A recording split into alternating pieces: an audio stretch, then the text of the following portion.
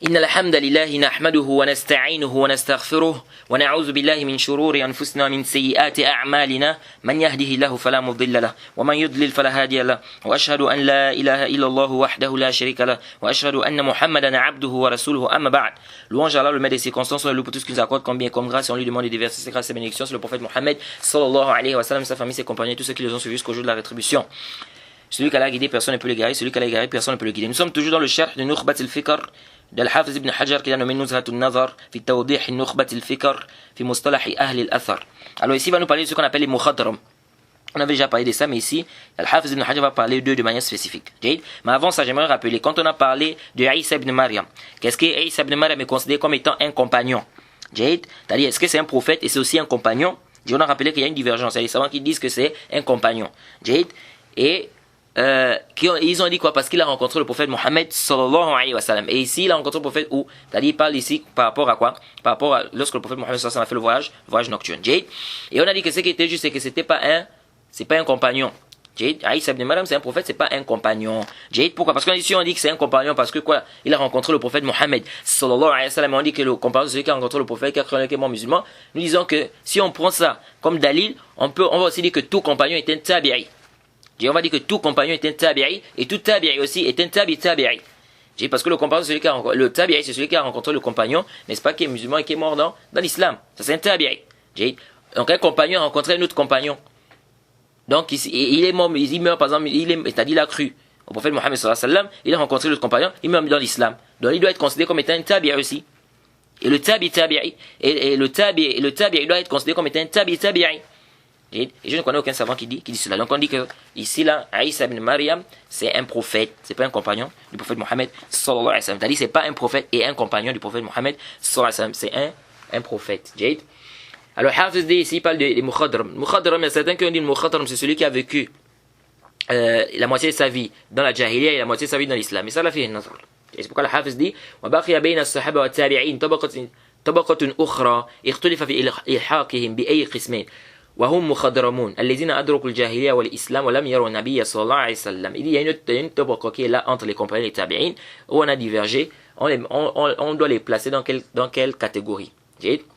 Parmi les compagnons ou parmi les tabi'in? Il dit ce sont les mukhadaramun. Mukhadaramun, c'est ceux qui ont quoi? Ils ont vu la jahiliya et également l'islam. Et ils n'ont pas rencontré le prophète Mohammed sallallahu alayhi wa sallam. C'est-à-dire ce sont des gens qui ont vécu à l'époque du prophète Mohammed sallallahu alayhi wa sallam, mais ils n'ont pas rencontré le prophète Mohammed sallallahu alayhi wa sallam. Il dit fa'addahum ibn Abd al-Barr fi as-sahaba. Ibn Abd al-Barr les a classés, n'est-ce pas, parmi les compagnons. Il dit وَادَّعَ عِيَاض وَغَيْرُهُ أَنَّ ابن عبد البر يقول إنهم صحابة وفيه النظر. Il dit Iyad et d'autres ont dit que Ibn Abd al-Barr a dit que ce sont des compagnons, c'est-à-dire les mukhadaramun. Il dit وفيه النظر, ça c'est une réflexion. Il dit لأنه أفصح في خطبة كتابه بأنه إنما أوردهم ليكون كتابه جامعا مستوعبا لأهل القرن الأول.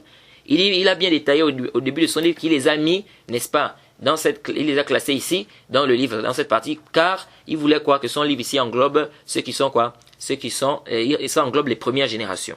Donc c'est pas parce que c'est des compagnons, mais parce qu'il voulait quoi? Regrouper ceux qui étaient dans la première génération. Il dit وَالصَّحِيحَ أَنَّهُ مَعْدُودٌ مِنْ كِبَارِ في كِبَارِ التَّابِعِينَ.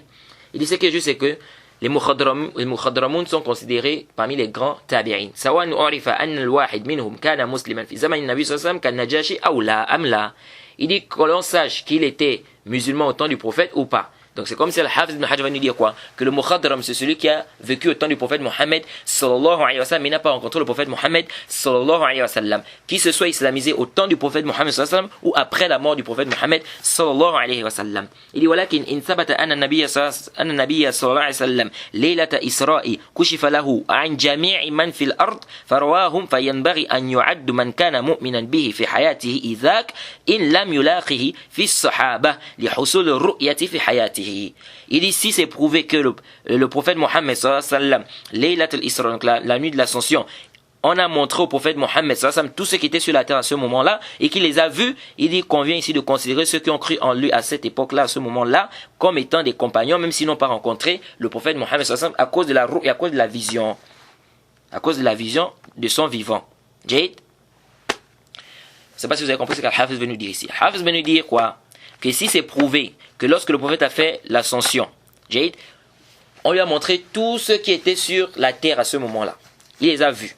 Il dit ceux-là donc qui ont cru en lui de son vivant, ils doivent être considérés comme étant des compagnons, même s'ils n'ont pas rencontré le prophète. Pourquoi? Parce que le prophète les a vus lors de l'ascension. Alors on a montré le prophète Mohammed, tous ceux qui étaient sur la terre. Mais ça déjà, c'est pas thabit, c'est pas prouvé. C'est pas sahih, c'est pas prouvé que quand le prophète a fait l'ascension, n'est-ce pas, la nuit de l'ascension, on a montré au prophète tous ceux qui étaient sur la terre. Ça c'est pas prouvé. Ça c'est un. Deux, à supposer que c'était prouvé. À supposer que c'est pourquoi Al-Hafiz il a douté, il a dit in thabata. Ici c'est prouvé. Il dit qu'il a douté ici. Et à supposer que c'est prouvé. On a dit le comprendre celui qui a rencontré le prophète Mohammed, bien qui a vu le prophète Mohammed. Mais est-ce que ceux-là ils ont vu bien, c'est le prophète qui les a vus? C'est le prophète qui les a vus ou ce sont eux qui ont vu le prophète? Ensuite, Al-Hafiz ici va nous parler de quoi? Il va nous parler du marfu', du mawquf et du maqtu'. Il dit فالقسم الأول مما تقدم ذكره من أقسام الثلاثة وهو ما ينتهي إليه غاية الإسناد وهو المرفوع سواء كان ذلك الانتهاء بإسناد متصل أم لا. La première catégorie parle ici du marfu'. Le marfu', c'est quoi? C'est là où la chaîne transmet, c'est-à-dire c'est le hadith qu'on rapporte directement du prophète Mohammed. On dit le prophète a dit. On dit le prophète Mohammed a dit, ou bien il a fait, ou bien il a prouvé. Ça c'est quoi le marfu'? Il dit que la chaîne de transmission soit rattachée ou pas. Donc, ma'udifa ila nabi sallallahu alayhi wa sallam. C'est ce qu'on attribue au prophète. Que la chaîne de transmission soit rattachée ou pas, c'est marfu'. Donc, le marfu' ne nous dit pas est-ce que c'est authentique ou c'est pas authentique. Quand on dit que c'est quelque chose de marfu', ça veut pas dire que c'est authentique. Ça peut être marfu' et c'est da'if. Marfu' c'est simplement, c'est un wasf, c'est-à-dire que c'est rapporté jusqu'au prophète Mohammed sallallahu alayhi wa sallam. Il dit wa thani al-mawquf wa huwa ma intaha ila as-sahab. Le mawquf c'est ce qu'on rapporte du compagnon. C'est-à-dire, on dit par exemple le compagnon a dit ceci, ou le compagnon a fait ceci. Ça c'est mawquf. Donc ce qu'on rapporte du compagnon, ça s'arrête au compagnon, c'est le compagnon qui a dit, c'est le compagnon qui a fait, ça c'est mawquf. Ce qu'on dit que c'est le prophète qui a fait, c'est le prophète qui a dit, ou bien c'est le prophète a approuvé, ça c'est marfu'. Donc le mawquf c'est ce que quoi? Qui est attribué au compagnon du prophète Mohammed comme parole, comme acte, ou bien même le taqrir. Ça c'est la différence entre le mawquf et le... Et ensuite il dit wa thalith wal maqtu' al maqtu'. Il dit troisièmement le maqtu'. C'est quoi le maqtu'? Il dit huwa ma intaha ila tabi'i. Donc ce qui arrive au tabi'i, ce qu'on attribue au tabi'i. Donc si c'est le tabi'i, c'est maqtu'. Si c'est la parole du tabi'i, ou bien l'acte du tabi'i, ou bien c'est son approbation. C'est quoi? C'est maqtu'. Donc maqtu', c'est-à-dire que c'est coupé jusqu'au... Ça s'arrête au tabi'i. Si c'est jusqu'au compagnon, c'est la parole du compagnon, c'est l'acte du compagnon, ou bien c'est l'approbation du compagnon, c'est mawquf. C'est la parole du prophète, c'est l'acte du prophète, ou c'est l'approbation du prophète, c'est marfu'. Donc on a le marfu', on a le mawquf et on a le maqtu'. Ça c'est quoi? Il faut faire la différence entre ces trois-là. Ensuite, Al-Hafiz ibn Hajar dit ومن دون التابع من أتباع التابعين فمن بعدهم فيه أي في التسمية مثله أي مثل ما ينتهي إلى التابعي في التسمية جميع ذلك مقطوعا وإن شئت قلت موقوف على فلان. Donc Hafiz dit quand on descend maintenant de ça du tabi'i, donc les tabi'in etc jusqu'à ceux-là et ceux qui viennent après, ceux-là on dit quoi? On dit que ce qu'on rapporte aussi on appelle ça maqtu'. Donc tout ça c'est maqtu'. Donc ce qui est rapporté par un tabi'i, c'est la parole du tabi'i, c'est l'acte du tabi'i, c'est l'approbation du tabi'i, ou bien c'est la parole du tabi'i, ou bien c'est son approbation, ou bien c'est son acte. Tout ça c'est maqtu'. Tout ça c'est quoi? On dit que c'est un hadith qui est, ou bien c'est un asar qui est maqtu'. Il dit si tu veux, tu peux dire que c'est mawquf ala fulan. Donc il est permis pour toi de dire mawquf, parce que le mawquf c'est quoi? C'est la parole du compagnon, c'est ce qui s'arrête au compagnon. La parole du compagnon, ou l'acte du compagnon, ou l'approbation du compagnon. Donc il dit, tu peux dire aussi mawquf pour le tabi'i. Si quelque chose s'arrête à un tabi'i, tu peux dire que c'est mawquf, mais tu dois préciser, c'est mawquf ala fulan. Donc tu vas par exemple dire c'est mawquf ala Saïd ibn Musayyib, c'est mawquf ala Hassan al-Basri. Et le maqtu', le marfu', le mawquf, ça ne nous prouve rien sur l'authenticité ou la faiblesse d'un hadith. C'est-à-dire, quand on dit quelque chose est marfu', ça ne veut pas dire que c'est forcément authentique. Ça peut être marfu' et dans la chaîne de transmission, il y a des rapporteurs qui sont faibles, ou bien il y a une coupure. Marfu', ça veut tout simplement dire que c'est attribué au prophète. On dit que le prophète a dit, le prophète a fait, ou bien le prophète a approuvé. Maintenant, est-ce que c'est authentique, c'est pas authentique, c'est un autre débat. Le mawqouf, c'est la même chose. Mawqouf ala sahaba. Ça ne veut pas forcément dire que c'est authentique. Donc si on dit ça, c'est mawqouf au compagnon. Ou bien on dit c'est un hadith, c'est un hadith qui est mawqouf. Ça ne veut pas dire que c'est forcément authentique. Le maqtu' aussi, c'est la même chose. Donc ça peut être attribué au tabi'i, mais ça ne veut pas dire que quoi, que c'est forcément authentique. On doit regarder la chaîne de transmission, est-ce que c'est authentique ou pas. Il dit فحصل التفرقة في جميع اصطلاح بين المقطوع والمنقطع فالمنقطع من مباحث الإسناد كما تقدم والمقطوع من مباحث المتن كما ترى. Il dit là on voit la différence dans la terminologie entre le maqtu' et le munqati'. On a déjà parlé du munqati'. Il dit le munqati' ça fait partie des quoi? C'est un rapport avec le isnad, la chaîne de transmission. Et le maqtu' c'est un rapport plus, ça plus un rapport avec quoi? Avec le matn, comme tu vois. Et quand on dit quelque chose est munqati', munqati' par rapport à quoi? C'est parce que dans la chaîne de transmission il y a une coupure. Mais quand on dit c'est maqtu', ça plus un rapport avec le matn, donc le contenu du hadith. Parce qu'on dit maqtu', ça veut dire que c'est la parole du tabi'i, ou bien c'est l'acte du tabi'i, ou bien c'est l'approbation du tabi'i. Il dit وقد أطلق بعضهم هذا في موضع هذا وبالعكس. Il y a certains qui ont appelé ça, ils ont appelé le maqtu' munqati'. Ils ont appelé le munqati' maqtu'. Il y a certains savants qui disent que le munqati' c'est le maqtu' c'est le munqati'. Il dit ويقال لآخرين. لآخرين pardon. ويقال لآخرين. Il dit أي الموقوف والمقطوع الأثر. Donc il dit les deux derniers là, le mawqouf et puis le maqtu', il dit on appelle ça athar. On appelle ça quoi? On appelle ça athar. Et on avait déjà aussi parlé de cette question. Est-ce que ce qui n'est pas, c'est-à-dire c'est pas la parole, ce qui n'est pas rapporté jusqu'au prophète, c'est-à-dire la parole d'un compagnon ou bien tabi, est-ce qu'on peut aussi appeler ça hadith? On avait déjà détaillé ça, n'est-ce pas, lors des premiers cours. Ensuite, le Hafiz va nous parler du musnad. C'est quoi quand on dit que quelque chose est musnad? Bon, déjà le musnad, les savants disent ça réunit deux choses. C'est muttasil et c'est marfu'. Muttasil et c'est marfu'. Quand on dit musnad, ça dit que la chaîne de transmission est rattachée et ça remonte jusqu'au prophète. Ça remonte jusqu'au prophète. Là, c'est musnad. Maintenant, on peut vouloir aussi par musnad autre chose. Par exemple, musnad, ça peut être, on peut vouloir par là quelque chose qui est rattaché avec la chaîne de transmission, quelque chose qui est rapporté avec la chaîne de transmission. Mais ici, quand on dit musnad, le as, c'est quoi? C'est que c'est marfu' et c'est zahir ittisal. C'est-à-dire que c'est la chaîne de transmission est rattachée. Al-Hafiz dit والمسند من قول أهل الحديث هذا حديث مسند. Ils disent quand les gens du hadith disent ça, ce hadith c'est musnad. هو مرفوع الصحابي بسند ظاهر الاتصال. ظاهره الاتصال. Il dit c'est le marfu' du compagnon. Donc le compagnon rapporte sa marfu' jusqu'au prophète. Avec une chaîne de transmission de manière apparente, elle est rattachée. فقول مرفوع كالجنس. Quand je dis marfu' c'est comme le jins, donc le genre. وقول الصحابي كالفصل. Donc quand on dit le compagnon ici c'est un force. Donc ça fait sortir quoi? يخرج به ما رفعه التابعي.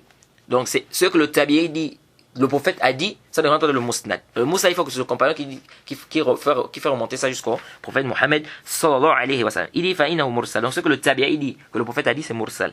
Il dit ومن دونه فإنه معدل ومعلق. Donc en deçà du tabi'i, il dit soit c'est mu'adal, soit c'est mu'allaq.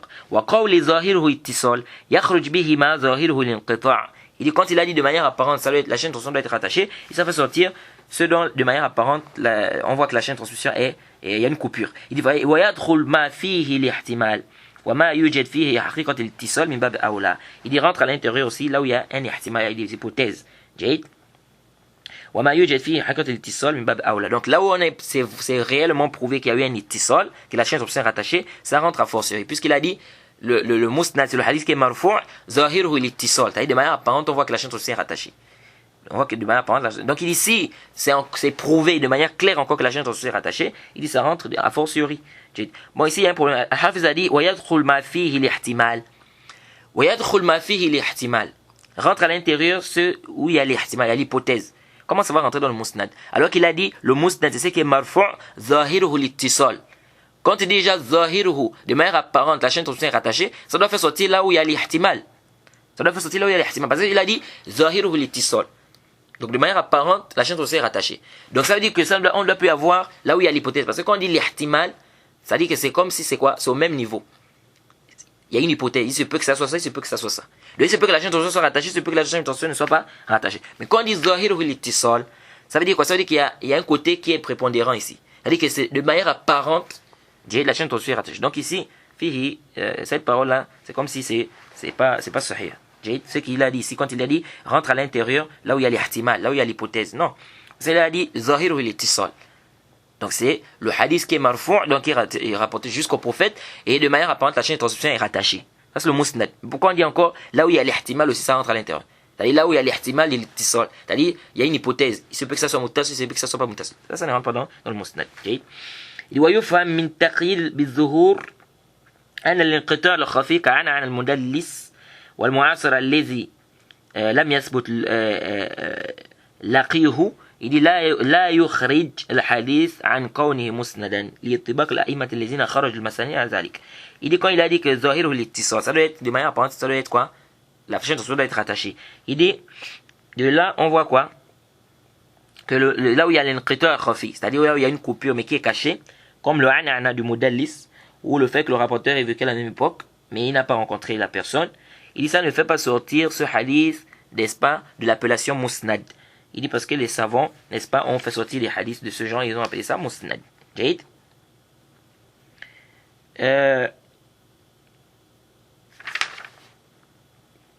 Ensuite il dit وهذا تعريف موافق لقول الحاكم مسند ما رواه المحدث عن شيخ يظهر سماعه منه وكذا شيخه عن شيخه متصلا إلى الصحابي إلى رسول الله صلى الله عليه وسلم.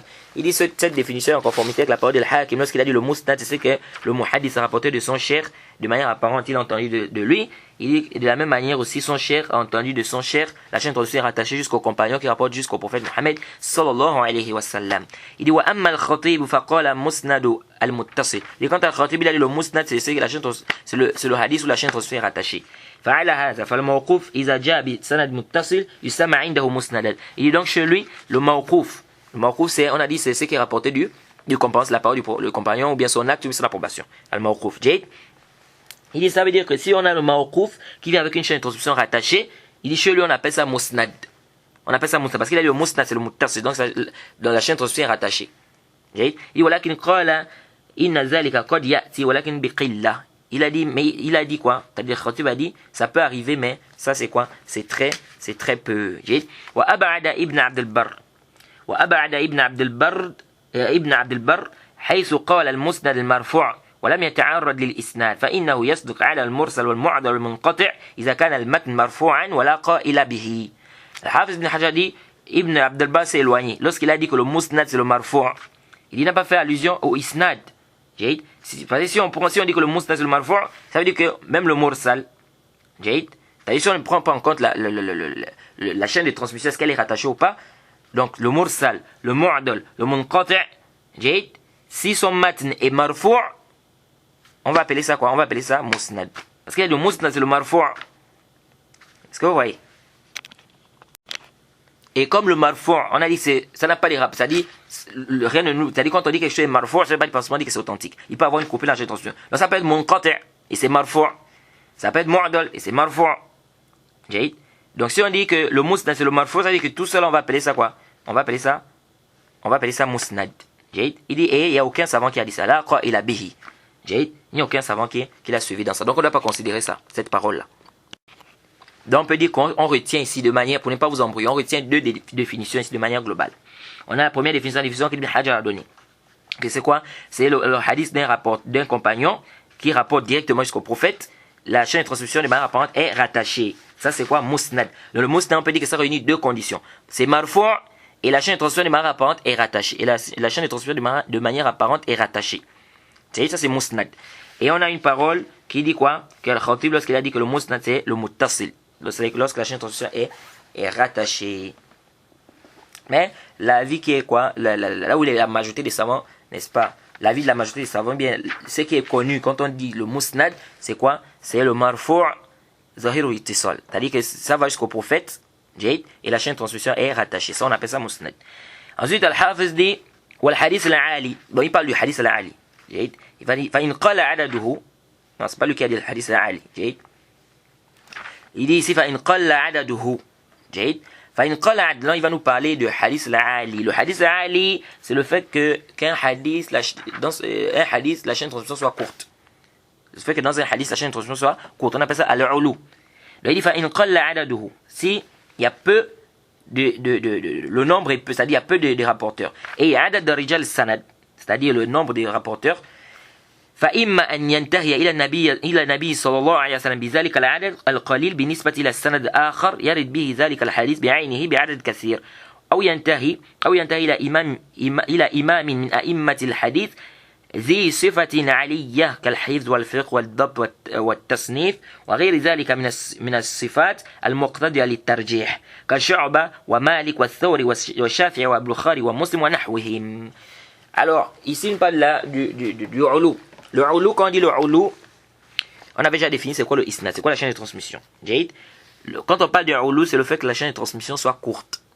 On a par exemple 3 rapporteurs ou 4 ou 5. Et ici, la chaîne de transmission, ou le nombre, on va pas dire la chaîne de transmission, on va plutôt dire les rapporteurs en fait. C'est les rapporteurs qui sont dans la chaîne de transmission.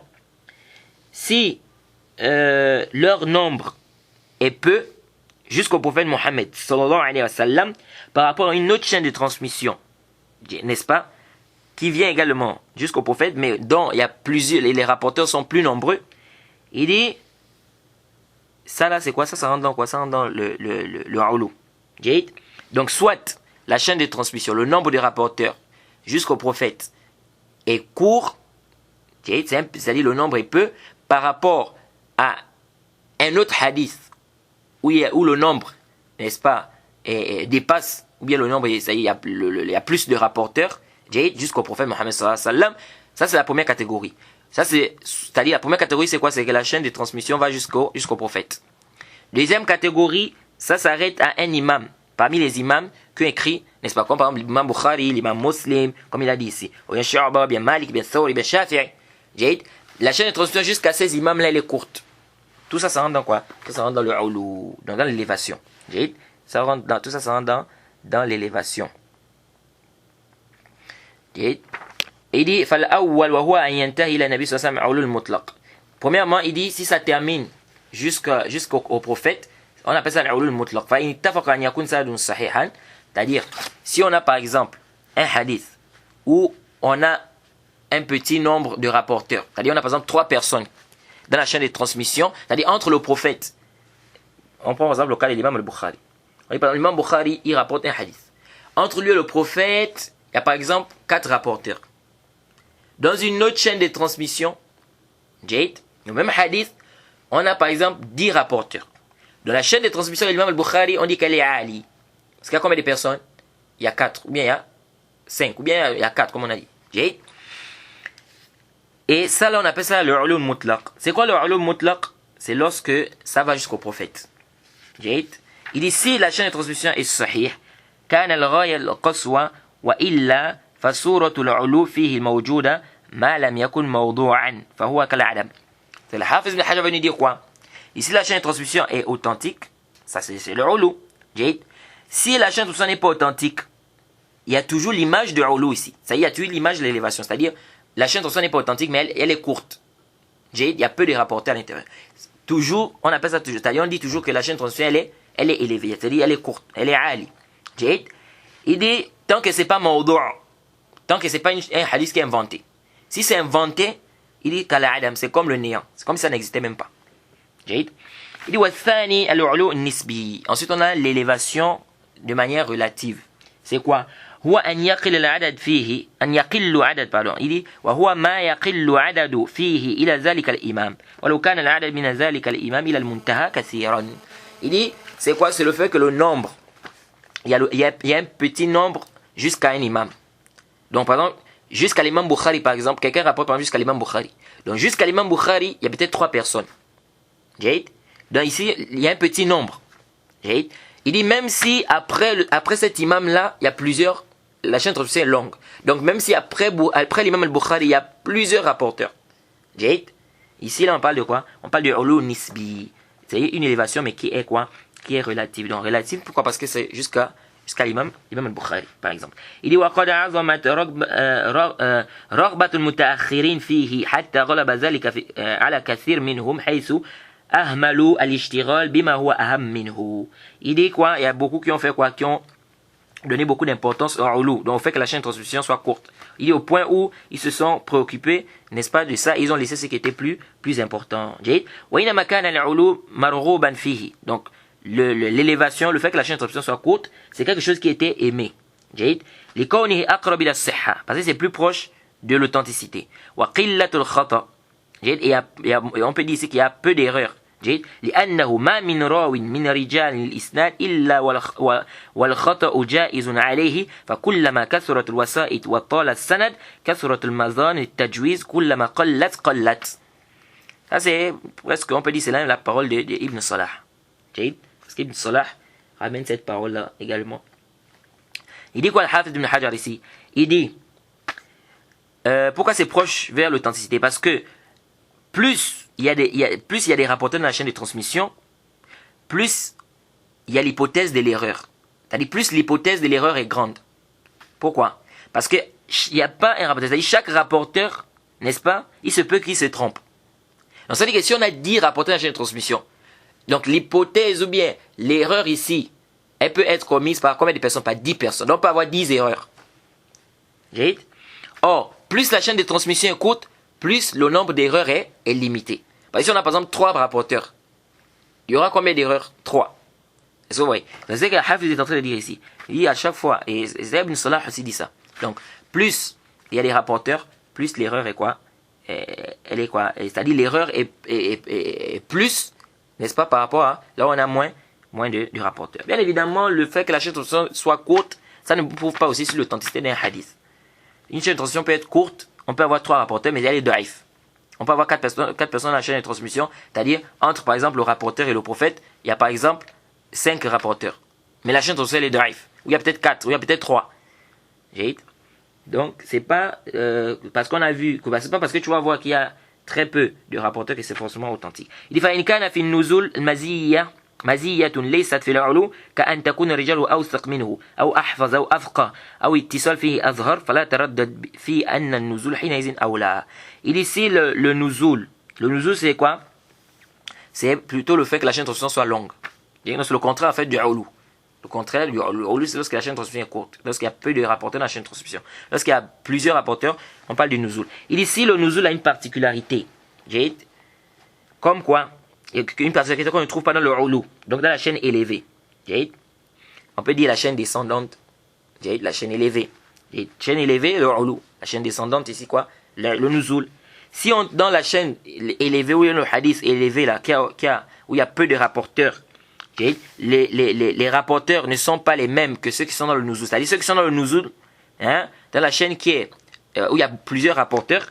Si les rapporteurs qui sont là-bas sont qui sont plus dignes de confiance, ils mémorisent mieux, et ils ont plus de fiqh, ou bien la chaîne de transmission, elle est plus apparente là-bas, c'est plus apparent qu'elle soit rattachée là-bas que l'autre. Il dit ici quoi? Il dit il n'y a pas de doute que la chaîne là où il y a plusieurs rapporteurs est mieux que la chaîne là où il y a moins de rapporteurs. Pourquoi? Parce que là-bas les rapporteurs qui sont là-bas sont plus dignes de confiance.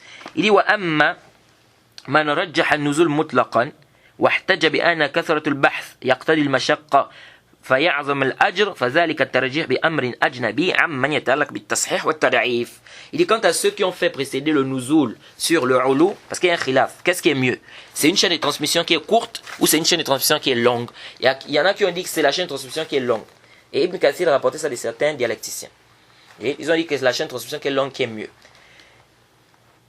Pourquoi ils ont dit ça?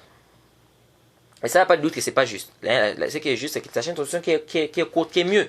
Et si on a une chaîne de transmission où il y a peu de rapporteurs, cette chaîne de transmission est mieux. Cette chaîne de transmission est mieux. Bien évidemment, on parle ici c'est authentique. Ici c'est daif, khalas, c'est daif.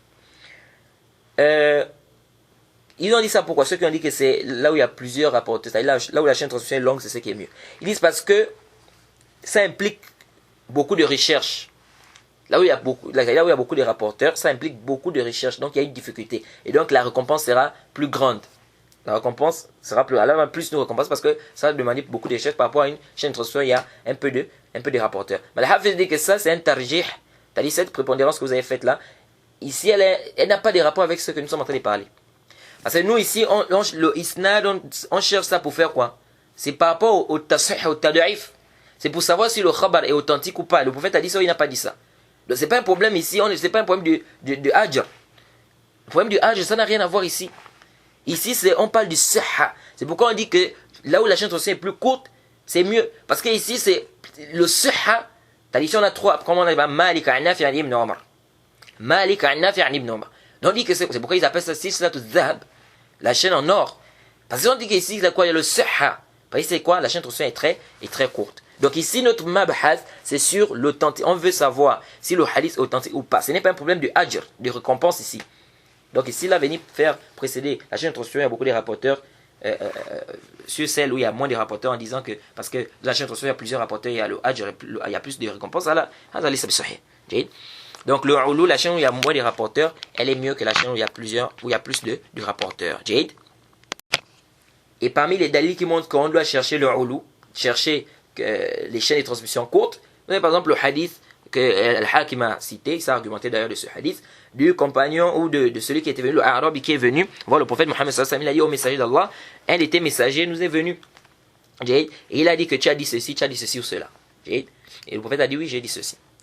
Donc il est venu lui-même prendre directement du prophète Mohammed sallallahu alayhi wa sallam. Donc entre lui et le prophète, il y avait un intermédiaire. Mais là, lorsqu'il vient directement, la chaîne devient quoi? Elle devient plus courte. Et ici, c'est pas, il n'a pas fait ça pour dire qu'on va dire non, parce qu'il ne prenait pas le khabar ahad. Pourquoi? Parce que sinon, le prophète ne devait pas envoyer ce compagnon-là. Le prophète ne devait pas envoyer ce compagnon-là là-bas. Si c'était que le khabar ahad, on ne prend pas ça. Il devait envoyer plusieurs compagnons. Il a dit bon, comme le khabar ahad, on ne prend pas ça, vous ne pouvez pas aller là-bas, vous ne pouvez pas aller seul. Il faut aller au moins à 15 ou bien, je sais pas, 20 ou bien à 30 ou à 50. Et donc ce qui est juste, c'est quoi? Ce qui est juste, c'est que la chaîne où il y a moins de rapporteurs, elle est mieux. Et beaucoup de savants aimaient le fait que la chaîne de soit courte. On a demandé à Yahya ibn Ma'in, qu'est-ce que tu veux? Il a dit, je veux une maison vide. Il a dit, Beit khali wa isnadin ali. Il dit, je veux une maison vide et une chaîne de transmission, c'est-à-dire ali, c'est-à-dire une courte chaîne de transmission. Dans le Sahih al-Bukhari, on a ce qu'on appelle les sulasiyat. C'est-à-dire, entre l'imam Bukhari et le prophète, il y a combien de rapporteurs? 3. Et dans Muslim, il n'y a pas ça. Entre Muslim et le prophète, il y a 3 rapporteurs, il n'y a pas ça. Ni dans Abi Daoud, ni dans Sunan Nasa'i. Dans Tirmizi, on dit qu'il y a un seul hadith où entre Tirmizi et le prophète, il y a 3 rapporteurs.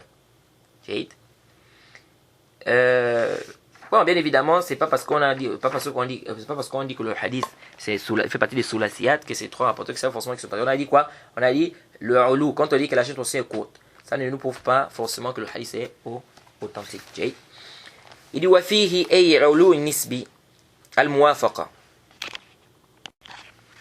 Donc dans le ulu nisbi, c'est-à-dire l'élévation ici de manière relative, il y a ce qu'on appelle al muwafaqa. C'est-à-dire, c'est comme on peut dire une concordance. Ça veut dire quoi le muwafaqa? Il dit وهي وصول إلى شيخ أحد مصنفين وهو وصول إلى الشيخ أحد مصنفين من غير طريقه أي الطريقة التي تصل إلى ذلك المصنف المعين. Le muwafaqa, c'est quoi? C'est le fait d'arriver avec une chaîne de transmission jusqu'à un des savants, n'est-ce pas, ou un des auteurs, mais avec une chaîne de transmission autre que, c'est-à-dire d'une voix autre que la voix, autre que sa voix. Ça veut dire quoi? Ça veut dire que ce savant-là, il a rapporté un récit. Toi, tu arrives avec une chaîne de transmission jusqu'au cher d'un auteur, sans que ça ne soit par sa voix, c'est-à-dire par sa chaîne de transmission. Est-ce que vous suivez? Je reprends. Quelqu'un a rapporté un hadith. Toi, tu viens aussi, tu rapportes. Mais, tu viens avec une chaîne de transmission. Mais cette chaîne de transmission, tu arrives jusqu'au cher de l'un des auteurs. Jusqu'au cher de l'un des auteurs, sans que tu ne sois passé par sa voix, donc par sa chaîne de transmission. Ça, c'est le muwafaqa. ومثاله روى البخاري, avec l'exemple peut-être vous allez mieux comprendre. Il dit مثاله روى البخاري عن قتيبة عن مالك حديثا. L'imam Bukhari a rapporté d'après Qutayba, d'après Malik, un hadith. Il dit فلو روينا من طريقه. Il dit si on rapporte ce hadith là par son tariq, c'est-à-dire par la voix de l'imam Bukhari, par la chaîne de transmission de l'imam Bukhari, كان بيننا وبين قتيبة ثمانية. Il dit entre nous et Qutayba, il devait avoir combien? 8 personnes. Il devait avoir 8 personnes. ولو روينا ذلك الحديث جيد بعينه من طريق أبي العباس السراج عن قتيبة مثلا. Si on rapporte le même hadith, جيد, mais avec plutôt là, on passe par Al-Abbas al-Sarraj d'après Qutayba, d'après Qutayba مثلا, il dit la kana baynana wa bayna Qutayba sab'a. Il dit entre nous et Qutayba il devait avoir quoi, 7 personnes. Donc ici on a le ulu, donc ici il y a bien 7 au lieu de 8. Il dit فقد حصلت لنا موافقة مع البخاري في شيخه بعينه مع علو الإسناد إليه. Donc ici il y a eu le muwafaqa. C'est quoi le muwafaqa? C'est-à-dire il a rapporté le même hadith et il est arrivé jusqu'au cheikh de l'imam al-Bukhari qui est Qutayba. Le cheikh de l'imam al-Bukhari qui est Qutayba, mais avec une autre chaîne de transmission. Donc il a passé le tariq al-Abbas al-Sarraj. Donc avec une autre chaîne de transmission. Et cette chaîne de transmission là elle est plus courte que s'il rapportait avec la voix de l'imam al-Bukhari. Donc ici là il y a eu le muwafaqa. Pourquoi? Parce que c'est comme s'il a fait quoi, il y a une concordance avec le cheikh de l'imam al-Bukhari qui est Qutayba.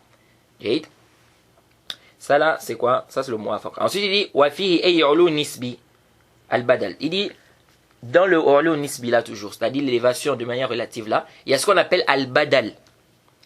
Al-badal. C'est quoi al-badal? En fait al-badal c'est quoi? C'est un remplacement. Mais c'est quoi? Il dit wa huwa wusul ila shaykhihi kazalik. كأن يقع لنا ذلك الإسناد بعينه من طريق أخرى إلى قعنبي عن مالك فيكون قعنبي بدلا فيه من قتيبة. C'est presque ce qu'on a dit là. Mais sauf qu'ici il y a un remplacement. Au lieu de Qutayba, c'est Qanabi. Donc l'imam Bukhari rapporte le hadith de Qutayba qui rapporte de Malik. Maintenant, Al-Hafiz ibn Hajar lui va rapporter le même hadith, mais là lui ne va pas rapporter ça de Qutayba, lui va rapporter ça de Qanabi de Malik. Donc c'est comme, qu'est-ce qu'il a fait ici? Il a fait le muwafaqa du cheikh de l'imam al-Bukhari, ou il n'a pas fait? Il a fait le muwafaqa du cheikh de l'imam Bukhari. Du cheikh de l'imam Bukhari. Le cheikh du cheikh de l'imam al-Bukhari c'est qui? C'est Malik. Le cheikh de l'imam Bukhari c'est Qutayba. Donc Malik est le cheikh de Qutayba. Donc ici il a fait le muwafaqa du cheikh de l'imam Bukhari. C'est pourquoi il dit ici que wa huwa wusul ila shaykhihi kazalik. Donc c'est le fait d'arriver vers le cheikh de son cheikh. Donc le cheikh de qui? Le cheikh de l'imam Bukhari. Il dit donc ici il a pris Qanabi qui rapporte l'imam Malik. Donc Al-Hafiz ibn Hajar, lui il a rapporté le même hadith, mais pas de Qutayba, de Malik. Lui il rapporte ça de qui? De Qanabi jusqu'à Malik.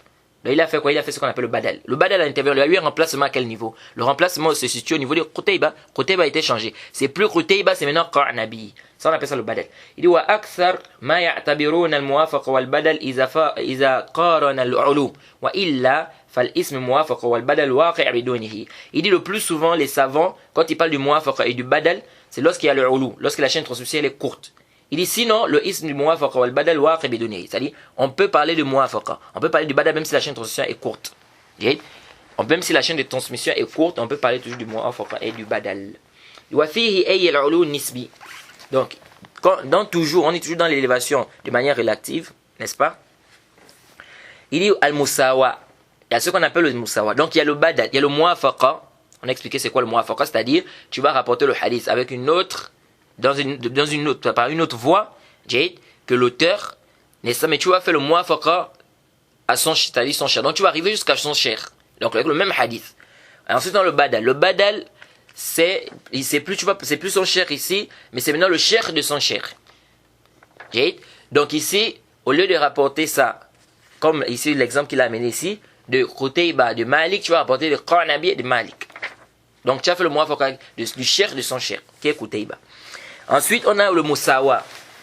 Le musawa c'est quoi? وهي استواء عدد الإسناد من الراوي إلى آخره أي إسناد مع إسناد أحد مصنفين كأن يروي النسائي مثلا حديثا يقع بينه وبين النبي صلى الله عليه وسلم فيه 11 نفسا فيقع لنا ذلك الحديث بعينه بإسناد آخر إلى النبي صلى الله عليه وسلم يقع بيننا وبين النبي صلى الله عليه وسلم 11 نفسا فنساوي النسائي من حيث العدد مع قطع النظر عن ملاحظة ذلك الإسناد خاص. الحافظ ibn Hajar parle maintenant du musawa. C'est quoi le musawa? Il dit c'est le fait de quoi? C'est le fait qu'il y ait le même nombre, n'est-ce pas, de rapporteurs dans le isnad, n'est-ce pas, du début jusqu'à la fin, Jade, avec le isnad de l'un des auteurs, n'est-ce pas, par exemple, un des auteurs, Jade. Ça veut dire quoi? Il dit, par exemple, l'imam Nasai rapporte un hadith jusqu'au prophète, Jade, avec une chaîne de transmission jusqu'au prophète. Ce hadith-là, il y a 11 rapporteurs à l'intérieur. Il dit, nous rapportons le même hadith, avec une autre chaîne de transmission, mais dans notre chaîne de transmission, il y a aussi 11 rapporteurs. Jade, ça là, on appelle ça quoi? Il dit, ça là, on appelle ça le musawa. On appelle ça le musawa. Donc, il y a le musawa ici. Jade. Et il a dit ici quoi? C'est-à-dire qu'on ne rapporte pas ça de son par sa voix. Jade. Il dit toujours dans l'élévation de manière relative. Il dit on a ce qu'on appelle le musafaha. وهي الاستواء مع تلميذ ذلك المصنف على وجه المشروح أولا وسميت مصافحة لأن العادة جرت في الغالب بالمصافحة بين من تلاقايا ونحن في هذه الصورة كأن لقينا النسائي فكأن صفحناه. J'y arrive. Jade. Ça veut dire quoi ça? C'est-à-dire on a un isnad, Jade, qui vient, la chaîne transmissionnelle elle est longue, Jade. On rapporte, c'est-à-dire on vient par exemple, l'imam Nasai rapporte un hadith jusqu'au prophète Mohammed sallallahu alayhi wa sallam. Il y a 11 personnes par exemple. Nous on vient rapporter le même hadith. Jade. Mais entre nous et le prophète, il y a 11 personnes. Jade. Mais on arrive jusqu'à l'élève de l'imam Nasai. Ça là on appelle ça quoi? On appelle ça le musafaha. Ça c'est quoi? Ça c'est le musafaha. Donc ici là, l'imam Nasai par exemple rapporte le hadith jusqu'au prophète. Il y a peut-être 11 personnes. Nous, on rapporte aussi le hadith jusqu'au prophète, il y a peut-être 12. Jade. Et on arrive à son tilmiz, son élève. Jade. On arrive à son élève. Ça, c'est le musafaha. Jade. Et Al-Hafiz ibn Hajar dit, pourquoi il dit, c'est comme si on a rencontré l'imam Nasai, on l'a fait le musafaha, c'est-à-dire on l'a salué. Jade. Bon, ça, ce sont des trucs, je ne rentre pas trop en large parce que il n'y a pas trop de kathir fa'ida. Il n'y a pas trop d'intérêt, n'est-ce pas, de connaître ça. Le bada, le muafaqa, tout ça. Al-muhim, que tu saches, c'est quoi le isnad nazil et le isnad ali. Jade. Ensuite, il dit, ويقابل العلو بأقسامه مذكور النزول فيكون كل قسم من أقسام العلو يقابله قسم من أقسام النزول خلافا لمن زعم أن العلو قد يقع غير تابع للنزول. Il dit ensuite nous avons ce qui fait face au ulu, c'est-à-dire la chaîne de transmission élevée, c'est le nuzul, le nazi. Donc c'est quoi? C'est la chaîne de transmission lorsqu'elle est descendante. Jade. Il dit donc chaque catégorie, n'est-ce pas, du ulu fait face à une catégorie du nuzul, c'est-à-dire en face du ulu on a le nuzul. Jade. Il dit contrairement à ceux qui ont prétendu que le ulu on peut avoir le ulu sans nuzul. On ne peut pas avoir une chaîne de transmission courte sans une chaîne de transmission longue. Ça veut dire quoi? C'est-à-dire qu'ils disent en fait, si on a une chaîne de transmission qui est courte, c'est qu'il y a une chaîne de transmission qui est longue.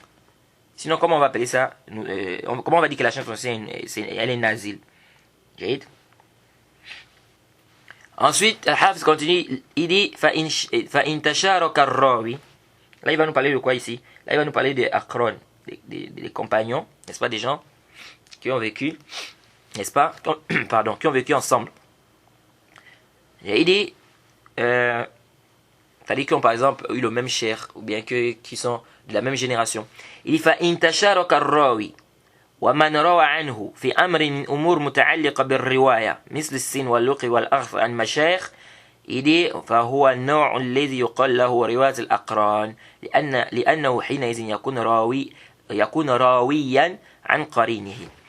Il dit ici il y a des rapporteurs, n'est-ce pas, qui se sont associés dans une chose, n'est-ce pas, qui a un rapport avec la riwaya, donc là, le rapportage du hadith. Il dit comme au niveau du sin, donc ils ont le même âge, ou bien al-luqi, ils ont rencontré les mêmes shur, ou bien ils ont pris des mêmes shur. Il dit ça, on appelle ça riwayat al-aqran.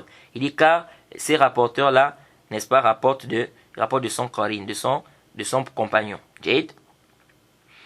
Il dit, وَإِنْ رَوَى كُلُّ مِنْهُمَا أي قرينين عن الآخر فهو مدبج. Si l'un rapporte de l'autre, c'est-à-dire chacun d'eux rapporte de l'autre. Il dit ça, on appelle ça le mudabbaj. Le mudabbaj, c'est lorsque chacun d'eux rapporte, n'est-ce pas, de l'autre. Il dit وهو أخص من الأول. Il est plus restreint que le premier. وكل مدبج أقران وليس كل أقران مدبج. Tout ce qui est mudabbaj, c'est aqran, mais c'est pas tout ce qui est aqran qui est mudabbaj. Jade. Et c'est pas parce que c'est des aqran que ça veut dire que l'un a rapporté de l'autre. Ils sont de la même génération. Est-ce que ça veut dire que parce qu'ils sont de la même génération, hein, et s'ils sont de la même génération, par exemple, ils ont les mêmes shuyukh, ils ont les mêmes professeurs. Est-ce que c'est parce qu'ils sont de la même génération ou qu'ils ont les mêmes shuyukh, ils ont les mêmes professeurs, que ça veut dire que l'un a rapporté de l'autre forcément? On a par exemple Mohamed et Ibrahim. Ils ont le même cheikh, ils sont de la même génération. Est-ce que ça veut dire que comme ils sont du même professeur, et comme ils ont le même professeur et qu'ils sont de la même génération, ça veut dire que Mohamed a appris d'Ibrahim et Ibrahim a appris de Mohamed? Là, il y a les hommes. Donc il dit ici, tout ce qui est mudabbaj. Donc, lorsque par exemple, celui-là a appris de celui-là, il dit ça veut dire que c'est des aqran. Donc tout mudabbaj est des aqran. Parce que le mudabbaj, on a dit quoi? Que les deux qarin, l'un a rapporté de l'autre. Et donc, si les deux, c'est-à-dire les deux en fait, même pas l'un, c'est les deux ont rapporté les uns des autres. C'est-à-dire celui-là a rapporté celui-là a rapporté celui-là. Et ça on dit mudabbaj. Il dit tout ce qui est mudabbaj c'est aqran. Mais c'est pas tout ce qui est aqran qui est mudabbaj. Il dit وَقَدْ صَنَفَ الدَّارَقُطْنِي فِي ذَلِكَ وَصَنَّفَ أَبُو الشَّيْخ الْأَصْبَهَانِي فِي ذَلِكَ قَبْلَهُ. Il dit même Daraqutni écrit dans ce domaine-là et صنف أبو الشيخ aussi الأصبهاني a écrit avant lui sur ça.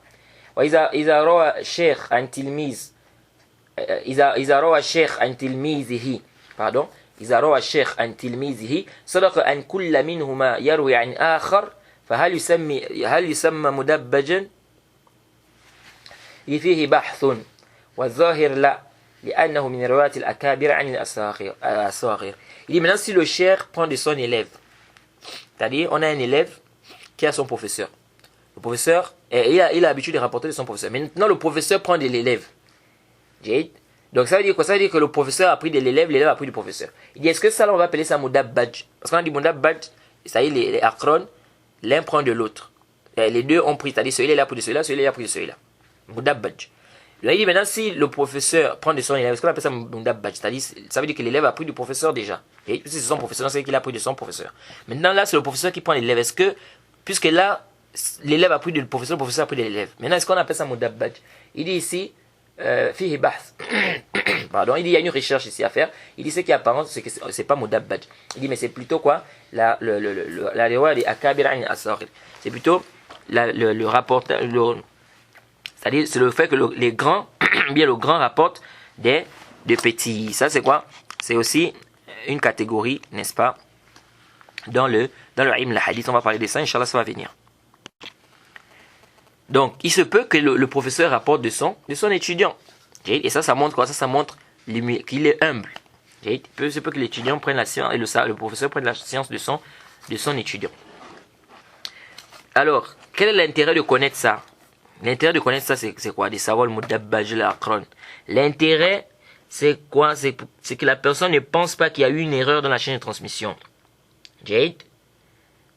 Exemple, si quelqu'un voit par exemple dans la chaîne l'imam Ahmed, on sait que l'imam Ahmed, parce que le plus souvent les aqran ne rapportent pas entre eux. Jade. Si on voit maintenant Lays ibn Sa'd qui rapporte l'imam Malik, on va pas dire non, comment est-ce que Lays ibn Sa'd peut rapporter l'imam Malik? Donc, tu vas peut-être penser qu'il y a une erreur dans la chaîne de transmission. Non, ou bien l'imam Ahmed. L'imam Ahmed c'est connu que son fils rapporte de lui. Maintenant si on voit maintenant l'imam Ahmed qui rapporte de son fils, tu vois là une chaîne de transmission, l'imam Ahmed qui rapporte de son fils. Donc, pour que la personne ne pense pas qu'il y a une erreur, parce qu'il va regarder, il va dire, oh, comment ça il a rapporté? Ce qui est connu, c'est que c'est son fils qui rapporte de lui. Donc, c'est le fils qui rapporte de l'imam Ahmed. Mais comment ça fait qu'ici, on voit que c'est l'imam Ahmed qui a rapporté de son fils? Donc, c'est sûr qu'il y a une erreur ici. Ils se sont trompés ici. C'est pas l'imam Ahmed qui a rapporté de son fils. C'est son fils qui a rapporté, parce que c'est connu que c'est le fils qui rapporte de l'imam Ahmed. Donc, pour que la personne ne tombe pas dans ce genre d'erreur-là, c'est pourquoi il faut connaître quoi? Il faut connaître les erreurs des aqran et des mudabbaj. Il dit, wa tabjij ma'khuz من ديباجتي الوجه فيقتضي أن يكون ذلك مستويا من الجانبين فلا يجي فيه هذا. Et il dit que le tabjij, on prend ça de C'est-à-dire c'est du côté du visage. Comme on dit, c'est le côté du visage. Okay? Il dit, ça ne vient pas. C'est-à-dire le fait qu'un rapporteur, qu'un tilmiz, okay, rapporte, et que le professeur rapporte du tilmiz. Donc ça veut dire que le tilmiz aussi a déjà rapporté du professeur. Ça là, on n'appelle pas ça quoi? On n'appelle pas ça mudabbaj. Il dit, on appelle ça plutôt la riwaya les grands qui rapportent des petits. Des grands qui rapportent des petits. Ça c'est une catégorie dans la science. Il va parler même de ça. Il dit, وإن روى الراوي عمن هو دونه في السن أو في اللقي أو في المقدار فهذا نوع من رواية الأكابر عن الأصاغر. Il dit si maintenant la personne rapporte de quelqu'un qui est plus petit qu'elle, ou bien qui a dévancé dans la rencontre, ou dans la qui est plus qu'elle dans la valeur, la grandeur. Il dit ça, on appelle ça quoi? La riwaya, c'est-à-dire la version des grands qui prennent des petits. Ici là, l'âge ça veut dire quoi? C'est-à-dire, on a par exemple Zuhri et Yahya ibn Sa'id al-Qattan, ils sont plus grands que l'imam Malik. C'est-à-dire, Zuhri est plus grand que l'imam Malik, Yahya ibn Sa'id al-Qattan est plus grand que l'imam Malik. Mais ils ont rapporté l'imam Malik. Donc, ici, ce sont des grands qui ont rapporté ils ont rapporté du petit. Alors, ça, on appelle ça quoi? Riwayat al-Akabir an al-Assaghir. Le luqi, la rencontre, ça veut dire quoi? Par exemple, un élève qui a, par exemple, il était avec son professeur pendant 10 ans ou 20 ans. Et un autre qui était avec le professeur seulement 2 ans. Donc ça veut dire quoi ici? Ça veut dire que la rencontre de l'autre, elle est quoi? Elle est ancienne. Donc si lui vient prendre de celui-là, qui a fait 2 ans avec le professeur, on dit quoi? Riwayat akabir anil asaghir. Le miqdar, quand il a la valeur ici, c'est le fait qu'un rapporteur, par exemple, prenne un rapporteur qui est hafiz, qui est hafid, mutqin, qui est alim, qui maîtrise, qui a vraiment du ilm, etc. Il vient rapporter celui qui est plus petit que lui en valeur. Et aussi, ça aussi, c'est quoi? C'est important de connaître ça. Ça aussi, c'est important de connaître cela. Comme par exemple, on dit que Omar, par exemple, qui rapporte par exemple si Omar, par exemple, un exemple, si Omar rapporte par exemple de Ibn Omar, donc c'est le grand qui a rapporté du petit. Et comme aussi, le hadith, le prophète a rapporté de Tamim ad-Dari. Le prophète Mohammed sallallahu a rapporté un récit de Tamim ad-Dari concernant Dajjal, lorsqu'ils sont allés en mer et ils ont vu Dajjal. Le hadith dans Sahih Muslim. C'est un hadith authentique. Et quant à la parole, parce que le Cheikh Ibn Uthaymin, il a une parole comme quoi ce hadith est daif. Mais ça, c'est pas sahih. Ce qui est juste, c'est que le hadith, c'est un hadith authentique, le hadith est dans Sahih Muslim. Ensuite, le Hafiz ibn Hajar dit, وَمِنْهُ أَيْ مِنْ جُمْلَةِ هَذَا النَّوْعِ, donc fait partie, ou bien rentre dans ce genre-là, وَهُوَ أَخَص مِنْ مُطْلَقِهِ, ce qui est plus restreint, رِوَايَةُ الْآبَاءِ عَنِ الْأَبْنَاءِ وَالصَّحَابَةِ عَنِ التَّابِعِينَ وَالشَّيْخ عَنْ تِلْمِيذِهِ وَنَحْوُ ذَلِكَ. Les papas qui rapportent de leurs enfants, comme Al-Abbas qui rapporte de Fadl ibn Abbas, qui rapporte de Abdullah ibn Abbas. On voit bien que le papa rapportait de ses 2 enfants.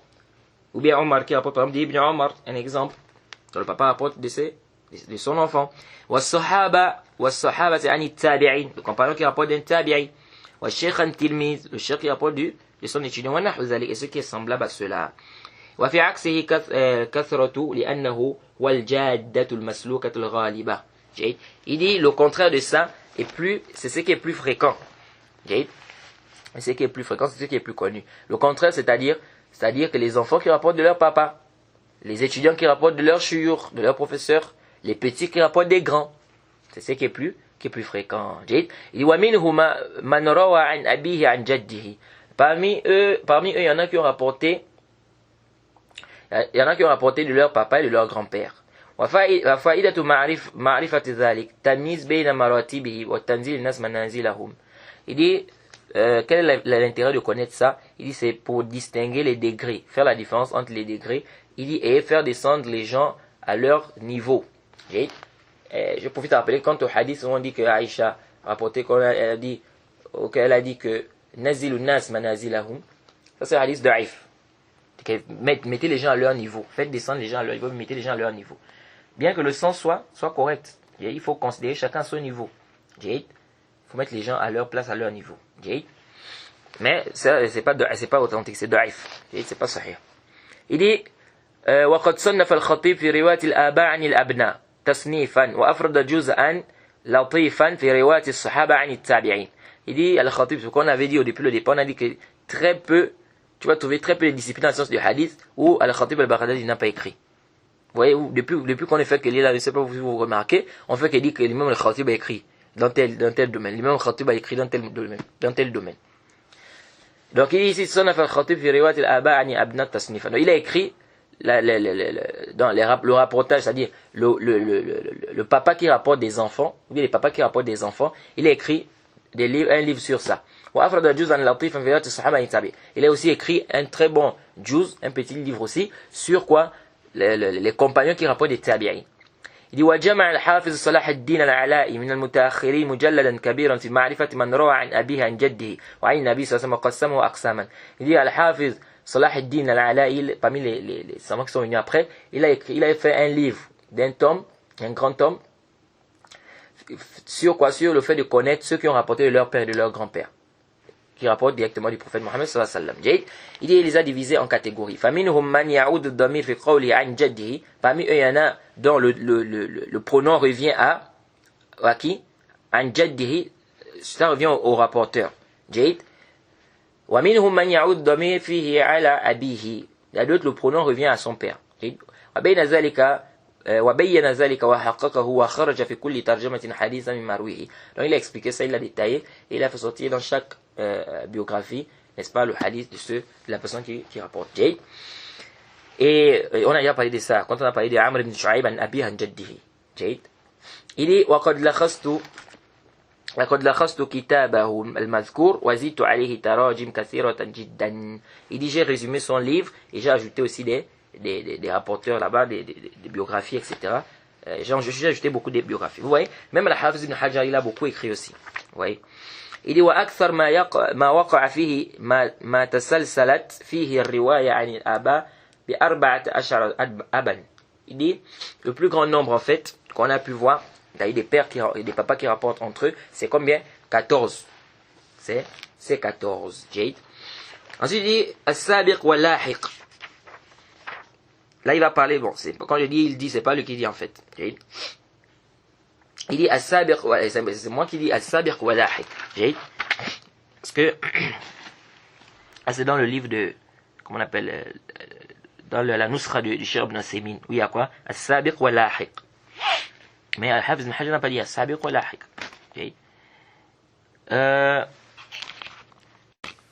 As-sabiq wa lahiq. Ça veut dire quoi, as-sabiq wa lahiq? Sabiq, c'est celui qui est après, c'est les lahiq, c'est celui qui est venu après. Mais ça veut dire quoi quand on dit les sabiq ou lahiq dans le sens du hadith? Si par exemple, suivez attentivement, on a Zuhri. En fait, c'est le fait, je vais d'abord vous donner la définition de manière résumée. C'est le fait en fait qu'on a deux personnes, deux rapporteurs, qui rapportent du même cheikh, et il y a un qui est mort avant l'autre.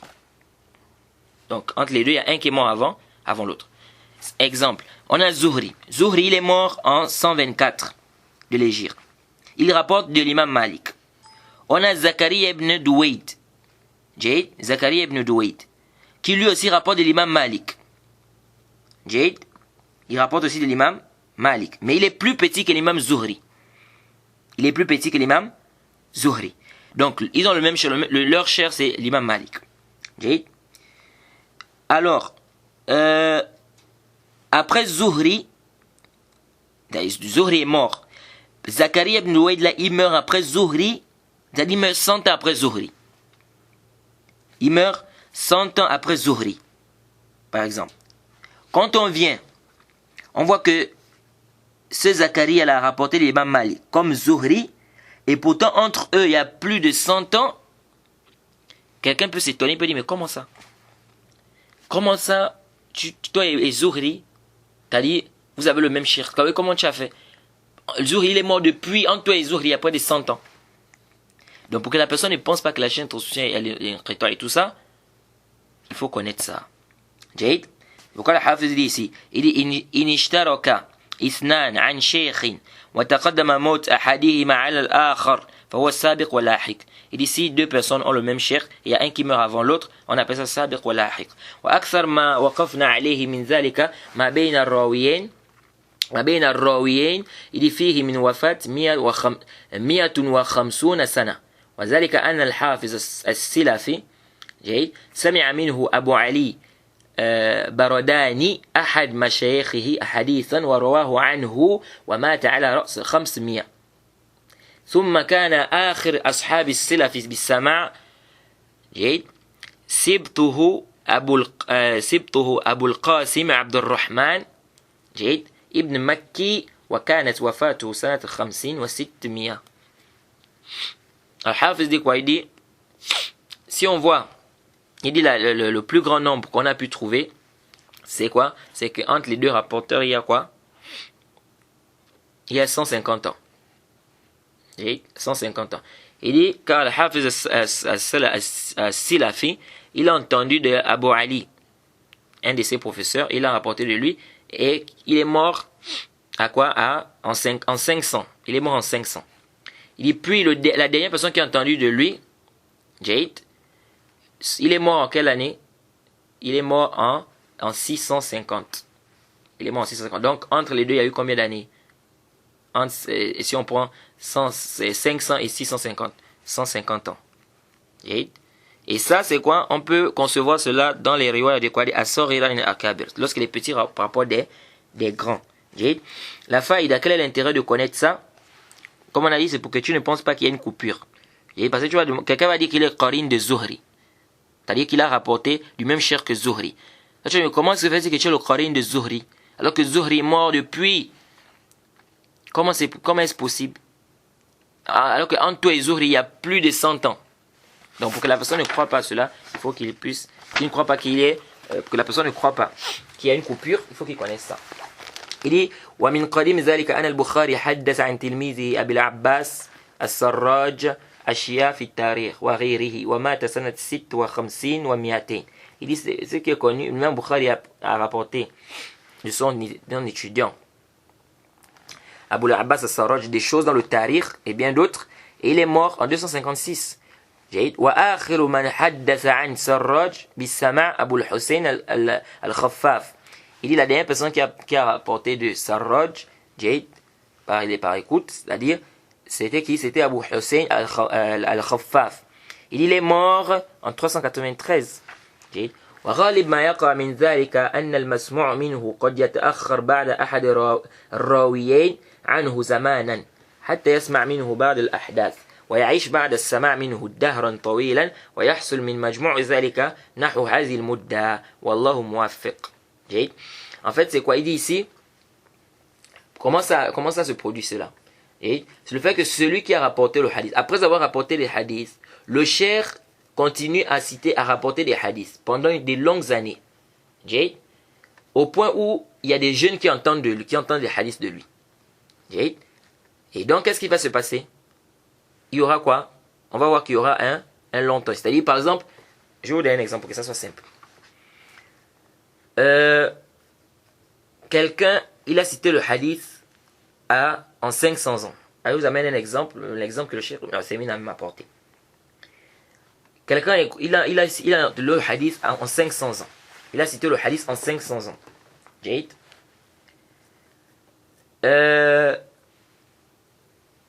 Celui qui a entendu de lui, il est mort en 500. Donc, celui qui a cité le hadith, le professeur, quand il a cité le hadith, il avait 15 ans. Suivez attentivement. Quand il a cité le hadith, il avait 15 ans. Allah subhanahu wa ta'ala a fait en sorte qu'il vive jusqu'à 100 ans. Il a vécu jusqu'à 100 ans. Donc, de 15 ans jusqu'à 100 ans. Donc, ça veut dire que quand il avait 15 ans là, celui qui a écouté de lui est mort. Donc, il a appris le hadith de lui, après il est mort. Il a rapporté les hadiths de lui et puis il est mort. Donc, il est mort, son professeur avait 15 ans. C'est bon? Le professeur, lui, Allah subhanahu wa ta'ala a fait en sorte qu'il vive jusqu'à 100 ans. Donc, ça veut dire qu'entre la mort de son étudiant et lui, et sa mort, donc entre la mort du professeur et la mort de l'étudiant, il y a combien d'années? 85 ans. Il y a 85 ans, suivez attentivement. Maintenant, il y a une autre personne qui est venue qui a pris le hadith de lui à la fin de sa vie. Jade. C'est-à-dire, quand il était à la fin de sa vie, par exemple, il était à ses 100 ans, quelqu'un est venu, il a rapporté de lui des hadiths. Celui qui a rapporté de lui des hadiths là, lui, il a vécu 100 ans aussi. Alors, qu'est-ce qui va se passer? Ici, là, entre la mort des deux, il y a combien d'années? 185 ans. Il y a combien? Il y a 185 ans. Je ne sais pas si vous avez suivi. C'est-à-dire, si on prend les 100 ans du dernier qui a rapporté là, puisqu'il a vécu 100 ans, donc ça veut dire qu'il a pris le hadith, peut-être il avait 15 ans ou 13 ans. Donc ensuite il a encore vécu, il a vécu 100 ans. Donc il est mort peut-être à 115 ans ou 113 ans ou 120 ans, ça dépend. Okay? Donc si on prend les 100 ans là, qu'il a vécu, puisqu'il a vécu encore 100 ans, les 100 ans là, plus les 85 ans qu'il y a eu entre la mort de celui qui est mort là et le cher, ça fait 185 ans. Donc entre celui qui a vécu, entre celui qui a pris le plus petit, celui qui a pris le hadith du cher qui est mort à 100 ans, n'est-ce pas, en dernier, celui qui a pris le hadith du cher qui est mort à 100 ans en dernier, entre lui et le premier tilmiz qui est mort, n'est-ce pas, et qui avait entre lui et son cher 85 ans, entre lui et celui-là, il y a combien d'années d'écart? 185 ans. Donc si lui vient, il dit qu'il était le qarin, c'est-à-dire qu'il a pris des hadiths de ce cher-là, quelqu'un va passer derrière, il va dire, mais comment ça? Comment tu peux être le qarin? Entre toi et lui, il y a que 185 ans. On dit là. Donc ça, c'est l'intérêt de connaître cela. Et ça, c'était à l'époque, vous voyez. Aujourd'hui, là, c'est difficile hein, que les gens arrivent jusqu'à 100 ans. Il y en a qui arrivent jusqu'à 100 ans, 102 ans, 103 ans, et peut-être même plus. Mais c'est très rare. C'est très rare. Alors, rapidement, Al-Hafiz continue dit وإن روى الراوي عن اثنين متفق الاسم أو مع الاسم الأب أو مع اسم الجد أو مع النسبة ولم يتميز بما يخص كل منهما فإن كان ثقة لم يضر. Alors Al-Hafiz dit si le rapporteur il rapporte deux personnes qui ont le même nom ou bien le même nom au niveau du père, c'est-à-dire ils ont leur papa le même nom. Le papa de celui-là le papa de celui-là il a le même nom que le papa de l'autre. Ou bien le grand-père de celui-là le même nom que le grand-père de l'autre. Ou ils ont la même origine. Et on n'arrive pas à faire le tamis, on n'arrive pas à différencier qui était plus avec ce rapporteur-là. Jay, il dit, si les deux sont dignes de confiance, ça n'empiète en rien. Un exemple. C'est-à-dire, un professeur, il a deux, ou bien quelqu'un a deux professeurs. Les deux professeurs s'appellent Mohammed. Alors, s'il rapporte, il dit dans la chaîne d'introduction Mohammed. On ne va pas savoir, on ne sait pas de quel Mohammed il s'agit. Parce qu'il a deux professeurs de qui il rapporte qui s'appellent Mohammed. On ne sait pas de quel Mohammed. Al-Hafiz ibn Hajar dit, si les deux sont dignes de confiance, ça n'empiète en rien. Ça n'empiète en rien sur l'authenticité. Parce que ça soit le Mohammed là ou l'autre Mohammed, c'est la même. C'est-à-dire que le hadith est toujours authentique. Parce que les deux sont dignes de confiance. Il dit, وَمِنْ ذَلِكَ مَا وَقَعَ فِي الْبُخَارِ مِنْ رِوَايَتِهِ عَنْ أحمد غير منسوب عن ابن وهب فإنه إما أحمد بن صالح أو أحمد بن عيسى أو عن محمد غير منسوب عن أهل العراق فإنه إما محمد بن سلام أو محمد بن يحيى الزهلي ou Mohammed ibn Yahya al-Zuhli. Alors il dit ici, comme ce qui a été rapporté de l'imam Bukhari, il a dit d'après Ahmed, donc il a rapporté de Ahmed, il n'a pas précisé Ahmed, quel Ahmed? Il rapporte de Ibn Wahab. Il dit soit c'est Ahmed ibn Salih, soit c'est Ahmed ibn Isa. Ou bien lorsqu'il a dit Mohammed, sans citer, après les gens du Irak, il dit soit c'est Mohammed ibn Salam, soit c'est Mohammed ibn Yahya al-Zuhli. Il dit وقد استوعبت ذلك في مقدمة شرح البخاري. Il dit j'ai regroupé cela dans l'introduction de l'explication du Sahih al-Bukhari. Donc ici, si les rapporteurs ont ils ont le même nom, s'ils sont dignes de confiance, il n'y a pas de problème. Mais le problème c'est quoi? C'est s'il y a un qui est da'if et l'un qui n'est pas da'if. Là, il y aura quoi? Il y aura un ishkal. C'est C'est pourquoi si vous voyez, et ça c'est important de connaître ça. Parce que vous allez voir que par exemple les compagnons, ils avaient parfois les mêmes appellations. Par exemple Abdullah ibn Mas'ud, il y a Abdullah ibn Abbas, il y a Abdullah ibn Omar. Donc tous c'est Abdullah, Abdullah, Abdullah. Vous allez voir dans certains hadiths, on vous dit Ani Abdullah, Ani Nabi sallallahu alayhi wa sallam. On dit d'après Abdullah, d'après le prophète Mohammed sallallahu alayhi wa sallam. Ani Abdullah, ici c'est qui? C'est quel Abdullah ici? Est-ce que c'est Abdullah ibn Omar? Est-ce que c'est Abdullah ibn Abbas? Est-ce que c'est Abdullah ibn Zubair même? De qui s'agit-il? C'est pourquoi les savants te disent quoi? Si tu vois Abdullah, que la personne qui rapporte, il fait partie des gens de Koufa, sache qu'il s'agit d'Abdullah ibn Mas'ud. Si tu vois Abdullah, et que la personne qui rapporte, c'est les gens de Médine, sache que c'est Abdullah ibn Omar. Si tu vois Abdullah, et que c'est les gens de Basra qui rapportent, sache que c'est Abdullah ibn Abbas. Si tu vois Abdullah, et que c'est les gens de Khurasan qui rapportent, sache que c'est Abdullah ibn Mubarak. Et si tu vois Abdullah, et que c'est les gens de Sham, sache que c'est Abdullah ibn Amr ibn As. Et tu vois par exemple Masruq, et tu vois Masruq, il dit Abdullah. Ça c'est les gens de Koufa. Si tu vois une chaîne d'attention, tu dis Masruq an Abdillah. Il s'agit de qui? Il s'agit d'Ibn Mas'ud. Ou bien Nafi', il dit an Abdillah. Automatiquement tu dois savoir que c'est qui? C'est Ibn Omar. Ou bien Ikrima, il dit an Abdillah. C'est quel Abdullah ici? Automatiquement tu dois savoir que c'est Abdullah ibn Abbas. C'est comme ce qu'on rapporte de Salam ibn Sulaiman. Ou ce que Salam ibn Sulaiman rapporte, il dit que Abdullah, il a dit, Salam ibn Sulaiman, pardon, il a dit, Akhbarana Abdullah. Il a dit, Abdullah nous a dit. On lui a dit, Ibn Man, le fils de qui? C'est-à-dire, Abdullah, c'est qui? Le fils de qui? Il dit, Ya subhanallah. هل تريدون مني في كل حديث أن أقول حدثنا عبد الله بن مبارك ابن عبد الرحمن الحنظلي الذي يسكن في كذا وكذا. Ya subhanallah, ya subhanallah. Il dit donc vous voulez qu'à chaque fois que je vous cite un hadith, je dois vous dire que Abdullah ibn Mubarak est le fils de tel qui reste dans tel à tel endroit. Il dit khalas, ils akultu Abdullah Marouf. Il dit si je dis Abdullah, c'est connu que c'est tel. Et après il a dit, si on vous dit Abdullah, si les gens de Makkah vous disent Abdullah, c'est Saïd Abdullah ibn Zubayr. Et bon, Ibn Salah a contredit ça. Il a dit qu'il s'agit plutôt d'Abdullah ibn Abbas. Ici, parfois le rapporteur, tellement il rapporte, n'est-ce pas?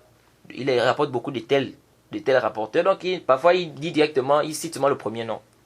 Il ne précise pas parfois. Et ça c'est important de connaître ça. Pourquoi? Parce que à partir de là, on peut faire des erreurs. C'est comme ce qui s'est produit avec le Cheikh Al-Albani. Cheikh Al-Albani, concernant la ziyad, l'ajout wa maghfiratuhu. Wa maghfiratuhu, quand quelqu'un te fait le salam, quelqu'un te donne le salam, et que tu réponds à son salam. Est-ce que tu as le droit de dire, par exemple, quelqu'un te dit assalamu alaikum wa rahmatullahi wa barakatuh. Est-ce que tu as le droit de répondre, tu dis wa alaikum salam wa rahmatullahi wa barakatuh wa maghfiratuhu. Est-ce que tu dois ajouter ça? Alors, Cheikh Al-Albani avait authentifié un hadith où il y avait wa maghfiratuhu. Pourquoi? Parce que dans la chaîne de transmission, il y a un rapporteur, un des professeurs de l'imam al-Bukhari. Et si je m'abuse, son nom c'est Mohammed. Or, l'imam al-Bukhari, dans son livre-là, il avait deux professeurs qui avaient ce même nom-là. Et donc, Cheikh Al-Albani a pensé que s'il s'agissait du rapporteur qui était digne de confiance. Donc, il a authentifié ça. Mais après, il s'est rendu compte que c'était pas le rapporteur digne de confiance, le rapporteur. Le Mohammed là, c'était le daif, c'était le faible. C'était celui qui est faible. Et donc, il a fait qu'il est revenu là, il a rendu ça daif. Et je crois que j'ai détaillé cette question-là. C'est un peu si c'est dans les animatifs de l'islam. En tout cas, dans l'un des durus, je crois que j'ai détaillé cette question-là. Est-ce qu'on peut ajouter, parce que quelqu'un te salue, il te dit assalamu alaikum wa rahmatullahi wa barakatuhu, est-ce que tu as le droit d'ajouter après wa barakatuhu? Quand tu dis wa alaikum salam wa rahmatullahi wa barakatuhu, tu as le droit d'ajouter quelque chose ou pas? Je vais amener le khilaf des savants et les arguments de tout un chacun. Donc voilà un peu ce que Al-Hafiz dit. Après, Al-Hafiz nous dit ici ومن أراد لذلك ضابطا كليا يمتاز به أحدهما عن الآخر فباختصاصه أي الشيخ المروي عنه بأحدهما يتبين المهمل. Il dit celui qui veut ici comment on appelle, celui qui veut un critère général qui lui permettra de distinguer, n'est-ce pas? Il dit, c'est-à-dire qu'il permettra de distinguer quand ça vient par exemple dans la chaîne de transmission. Qu'un rapporteur rapporte il a deux professeurs qui ont le même nom. Il rapporte deux. Et il ne précise pas dans la chaîne de transmission. Comment faire la distinction? Il dit quelqu'un qui veut un bob et un critère, qu'est-ce qu'il doit faire? Il doit regarder ici celui qui est toujours avec, c'est-à-dire celui qui a une particularité avec cet étudiant-là. C'est-à-dire celui qui rapporte plus, n'est-ce pas, ou qui est toujours avec lui. Celui qui est toujours avec lui. Ici, il rapporte beaucoup de cette personne-là. Donc, tellement il rapporte de lui que parfois il fait quoi? Il ne précise pas, il dit directement Abdullah. Parce qu'il a tellement il rapporte, par exemple, quelqu'un qui rapporte, il a beaucoup rapporté d'Abdullah ibn Omar. C'est un exemple. Quelqu'un a beaucoup rapporté d'Abdullah ibn Omar. Donc, tellement il a rapporté d'Abdullah ibn Omar que parfois il précise plus. Parce qu'il se dit que c'est connu en fait. Qu'il rapporte d'Abdullah ibn Omar. Donc, il dit seulement Abdullah. Donc, il a deux. Il rapporte par exemple d'Abdullah ibn Mas'ud et il rapporte d'Abdullah ibn Omar. Mais il rapporte d'Abdullah ibn Mas'ud, c'est-à-dire rarement. Il rapporte plus d'Abdullah ibn pardon, il rapporte plus d'Abdullah ibn Omar. Donc ici, on va faire que s'il dit Abdullah comme ça, ici on va regarder celui qu'il rapporte le plus. C'est-à-dire il rapporte plus de qui? Il rapporte plus d'Abdullah ibn Omar. Donc ici on dit que c'est Abdullah ibn Omar. Il dit, c'est ce que le Cheikh Al-Hafiz dit ici. Il dit, وَمَا تَلَمْ يَتَبَيَّنْ ذَلِكَ أَوْ كَانَ مُخْتَصٌ بِهَا مَعًا فَإِشْكَالٌ شَدِيدٌ. Il dit, si on n'arrive pas à distinguer celui qui est plus proche, c'est-à-dire celui qui rapporte par exemple le plus, et bien celui dans lequel il a une particularité, ici on n'arrive pas à distinguer, ou bien les deux sont au même niveau, c'est-à-dire il rapporte beaucoup par exemple des deux, c'est au même niveau, ou bien ils ont des particularités avec leur chair, tous les deux au même niveau. Il dit ici faishkaluhu shadid. Donc le problème ici il est grand. Il dit fayurja fihi ila al-qara'in, on repart aux indices. Wan nazar al-ghalib. Et ce qui est probable, ce qui est plus probable. Maintenant si on n'arrive pas à trouver tout ça, on fait quoi? On fait le tawakkuf. On fait le tawakkuf, c'est-à-dire on n'arrive pas à savoir de qui il s'agit ici. Comme on a dit ici, c'est des rapporteurs dignes de confiance, il n'y a pas de problème. C'est ici les deux sont dignes de confiance, là ishkal. On sait qu'il rapporte souvent de Mohammed, et Mohammed là il dit de confiance, il rapporte de l'autre Mohammed, il est digne de confiance. Donc là ishkal c'est dit Mohammed. Mais le problème c'est s'il y a un qui est daïf et il y a un qui n'est pas daïf. Là on doit savoir. Pourquoi? Parce qu'on ne peut pas prendre le risque de dire que c'est le daïf, il a rapporté ici du daïf. Comme on ne peut pas prendre le risque de dire il a rapporté ici du siqa. Donc ici on doit savoir. Maintenant si on n'arrive pas à savoir, on fait quoi? On fait le tawakkuf. C'est-à-dire on ne se prononce pas par rapport à cela. Donc on va s'arrêter ici pour ce dars. وسبحانك اللهم بحمدك واشهد ان لا اله الا انت استغفرك واتوب اليك.